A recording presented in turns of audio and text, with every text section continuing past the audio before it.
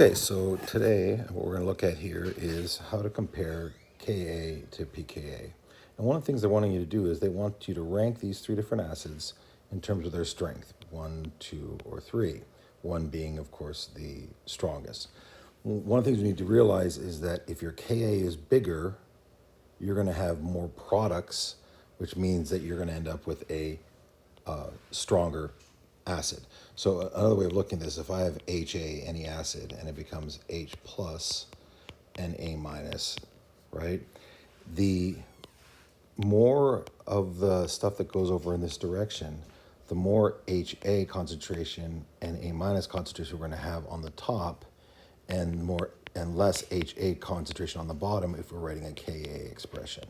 So what we're trying to look for right now is just compare these Kas. Now, how do we get to the Ka? Well, either they can give it to us, which they did in this scenario right here, and that was very kind of them, or they can give us the pKa values, and then it's just a matter of, do you understand how to manipulate p's? So we know that p means negative log. We also know if we want to flip it, and in this case here, if we say pKa, that doesn't look like pKa at all, does it? See if I can scribble this up better. Yeah, that doesn't want to go, so I'm going to do a little lasso trick. Hold it down, and you can get my own, you can follow along with me as I learn how to do this better. But if I were to say pKa, that'd be the negative log of Ka, right? And I could flip that and say if I wanted to solve for Ka, I could go 10 to the negative pKa. So when we're solving for Ka here and here, we're just going to use this expression right here.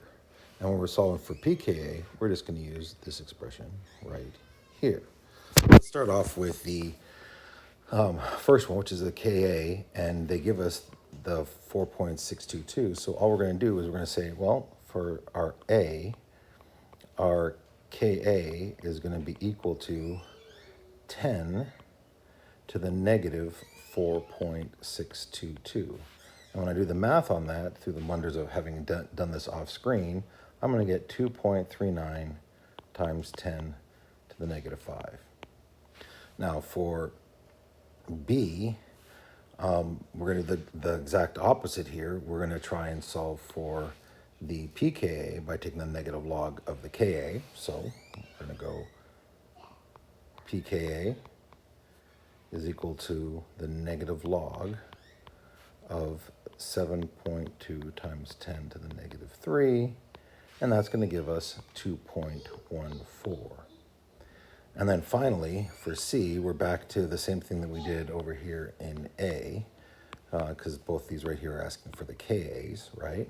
So what we're going to do is we're going to do Ka is equal to 10 to the negative 11.4, and that's going to give us 4 times 10 to the negative 12. Now, one of the things they are big fans of is they make sure you put the numbers in correct significant figures. So if we take a look at our Ka value, this one right here, remember the number of significant figures in a p-value come after the decimal place. So this is going to have 3 significant figures, which means our answer has to have 3. Similarly, right here, if we have 2 significant figures and we plug it in, then our answer needs to have 2. Now you may be like, well, that has 3. Remember, when we're dealing with p, it comes after the decimal place, so those are 2. And then here, we have 11.4, but in reality, all we have is that 1 significant figure, and that's why they write a 4 for this.